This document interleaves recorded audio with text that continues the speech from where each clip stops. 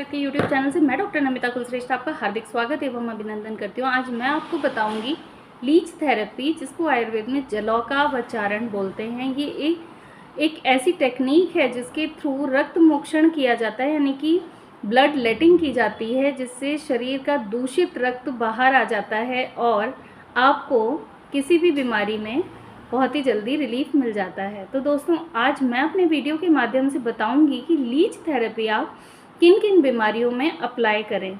दोस्तों, इतना अच्छा और बढ़िया रिज़ल्ट मिलता है और बहुत ही जल्दी रिज़ल्ट मिलता है इस थेरेपी से। मैं अपना वीडियो शुरू करूं इससे पहले मैं आपको एक छोटा सा रिक्वेस्ट फिर से करना चाहूँगी कि मेरे चैनल को लाइक शेयर सब्सक्राइब करिए, बेल आइकन को क्लिक करिए, जिससे फ्यूचर में मिलने वाले नोटिफिकेशंस आपको उससे अपडेट रहें। और कमेंट बॉक्स में कमेंट लिख के ज़रूर बताइए आपको मेरा ये वीडियो कैसा लगा।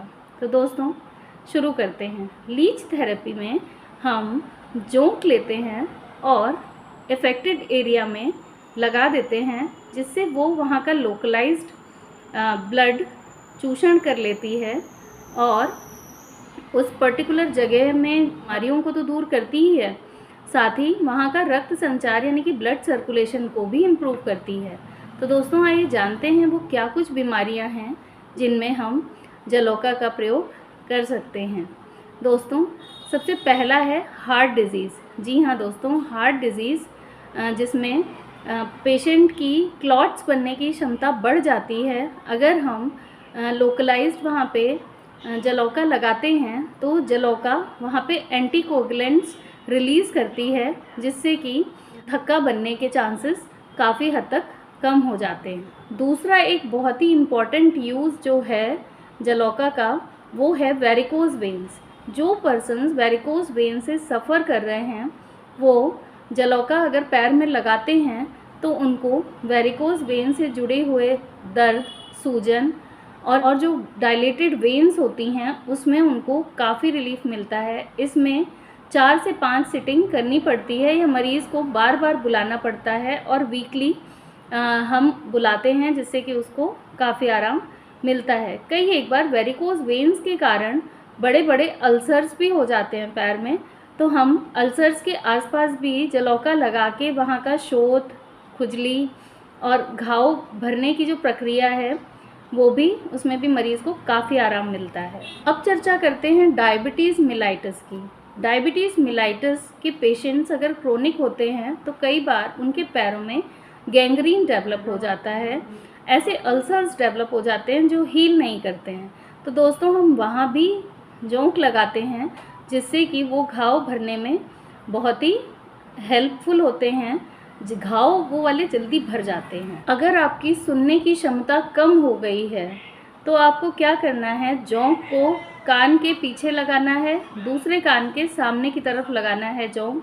इससे अगर आपके कान में टिनिटस या कई तरीके की कान में आवाज़ें आती है, टिनिटस होता है, सूनापन रहता है, सुनाई नहीं देता, इस प्रक्रिया के माध्यम से आपको बहुत ही अच्छा रिलीफ मिलता है। इसमें भी एक सिटिंग के बाद काफ़ी आराम आता है, बट 2-3 सिटिंग करनी पड़ती है। ब्लड अगर इन्फेक्टेड है या कोई रक्त विकार है तो भी जलौका बहुत अच्छा काम करती है। अगर आपको स्किन डिजीज़ है, बराबर इचिंग रहती है, स्किन में जलन होती है, उस कंडीशन में भी जोंक लगा के हम इन सब परेशानियों से निजात पा सकते हैं।